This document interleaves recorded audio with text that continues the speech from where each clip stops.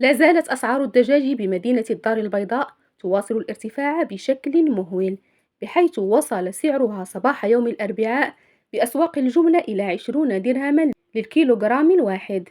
وأكد أحد المهنيين في اتصال هاتفي أن أسعار الدجاج بالأسواق وصلت إلى 27 درهما في بعض المناطق الراقية، فيما بلغت ما بين 22 و 25 في المناطق العادية، الأمر الذي أثار غضب المغاربة والمهنيين على حد سواء. وأكد المصدر ذاته أن أسعار الدجاج قفزت بشكل كبير بجل المدن المغربية، وهذا راجع لعدة أسباب. وأفاد المتحدث نفسه أن ارتفاع أسعار الدجاج أصبح يربك الأسر المغربية، لأنه عندما ترتفع أسعار اللحوم الحمراء يلجأ المواطنون إلى اقتناء اللحوم البيضاء، لكن مع هذه الارتفاعات المهولة يجدون أنفسهم عاجزين عن تلبية حاجيتهم من اللحوم.